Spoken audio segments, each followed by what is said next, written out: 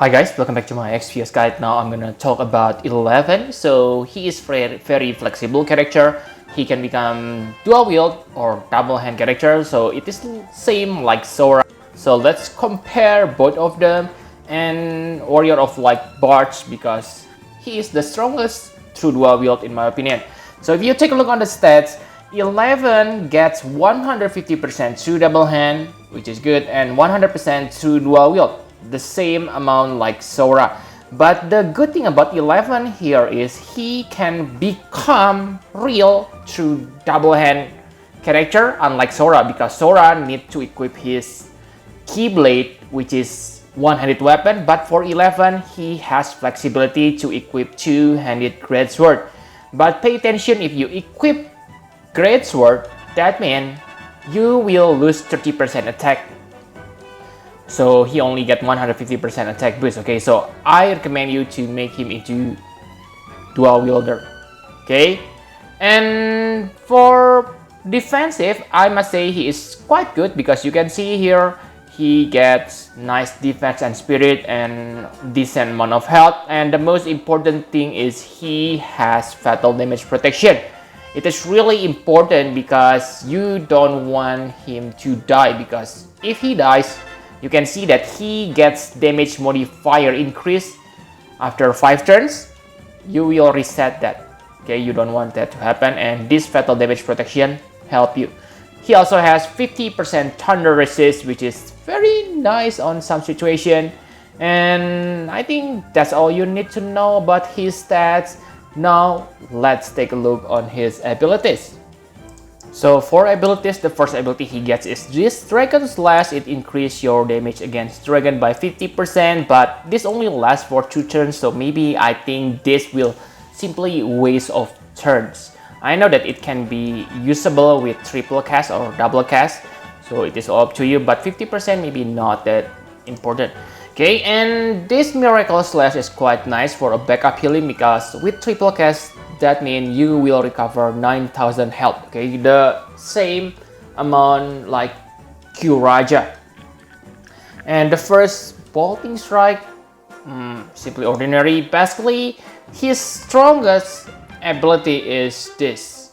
Okay, Falcon Slash. I mean his strongest normal ability, and his strongest attack while not getting buff is this Quadra Slash. Really powerful, like you can see here, 4.5 times damage, and on the last hit it will deal 18 times damage, but it is not available on all turns. You need to unlock it using your cooldown ability. So basically you can see it on the right screen, his rotation sample. So on the first turn, you want to use this, the Luminary Awakens, because this will increase your attack greatly.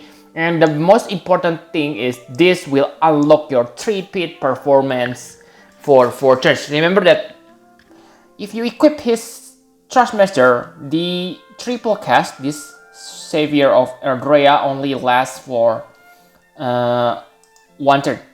Okay, so you need to use this on the first turn to allow you to do triple cast on the next turn. You can combine this with your cooldown. Giga Slash or Flame Splitter depends on the element you want to use. Okay, so after this you have 2 options. Let's say you already equip elemental weapon, lightning or fire, then you don't need to use this Giga Smash or Flame Smash. But let's say if you make him into true double hand character, then you definitely need to use this to add the elements to your attack. Okay, and after that, that's it. On the next turn, on the second turn, you can simply use your Quadra Slash triple times, and that's it. You will deal massive damage. Okay, you will deal about 4.5 plus 18, 22.5 times, because you get triple cast. That means 67.5 times or 135 times if you count the Imperil effect. Whoa, that's huge damage. Okay, And I know you may complain why you don't use this Giga Gash, because it imperil 120%. You can do so, okay? It is up to you if you want to use this, but maybe I will wait this until until I have used this and have passed for 5 turns. So after using Giga Gas, I can use Falcon Slash, which also has great strength, okay? So basically, his strongest damage is when you have unlocked his Falcon Slash after 5 turns. That way, with 120% in peril, you can deal 158.4 times damage per turn. So yes, that's very high, but still below Xeno and Warrior of Light Bards. So for average damage, maybe 11 is better than Xeno, but for burst damage, still Xeno is better in terms of burst damage, okay? Burst damage is sometimes burst damage is really important because you want to burst the enemy. You don't want to feel the enemy threshold attack. Okay, so if you don't, sometimes some my watchers say that, oh, burst damage is not that important. On some situation, trust me, burst damage is really important. For limit burst, he is very powerful. Okay, especially if you equip Storm Kickers from Esther. Okay, and that will make him able to deal lots of damage. But the problem is you need a copy of 11 to be able to chain this perfectly. Without that, I think this will deal mediocre damage because it is all about chain or finishing on this game. Okay, so yep, I think that's all you need to know about 11. Now let's talk about equipment. So for equipment, like I said in the beginning, make him into true dual wielder. Okay, you can equip his STMR Supreme Sword, but really I don't recommend you to get that, okay? And yeah, you can also equip Ultima weapon or any elemental weapon. The best element is fire and lightning because those are his main elements. And if you want to make him into true double hand, you can equip, yes, Centurio or Behemoth tier, because Centurio is fire element while Behemoth tier is thunder element. And the rest basically same, simply focus on his attack stats and true dual wield. To max true dual wield, it is kinda easy because you only need to equip 2 Hermes sandals. That way you will reach 200% true dual wield. Or you can also equip dual form, okay? On his abilities, if you equip dual form, then simply equip Esther Trust Mastery Word to increase her LB damage further. Okay, so enough about equipment. My conclusion for 11, like what you have seen, he is quite good. But in terms of burst damage, he is still behind Bards. And the things that make me like him is he has access to 2 elements. Bards, he only gets wind element. Xeno, he only has fire. Esther only have access to thunder, okay? Same for lightning.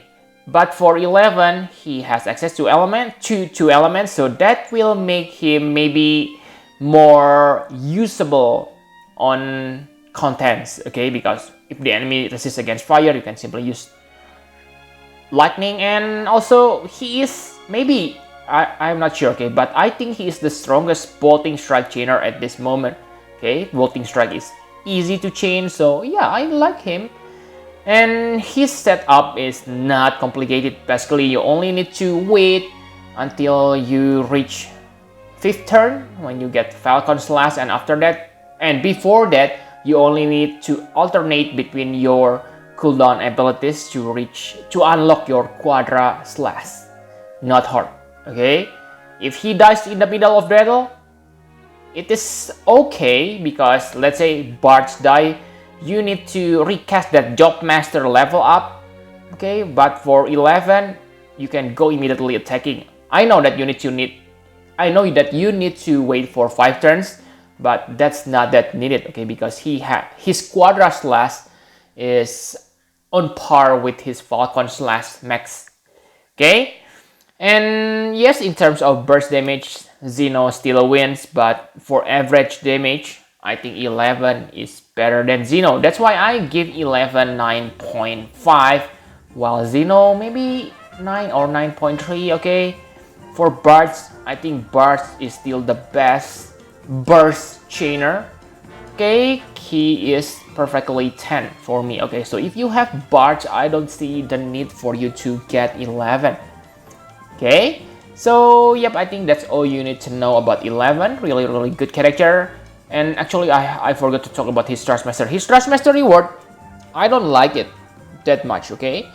It has nice attack, but the side effect, 20% LB damage, is not needed by many characters. But let's say if you use character like Esther, or yeah, anyone whose greater strength is LB, then this helmet will be very useful, but really don't use your blank prism wheel for this, okay? So yep, thank you very much for watching. Push the like button and subscribe to my channel for more Final Fantasy Private CS guide. Bye bye guys.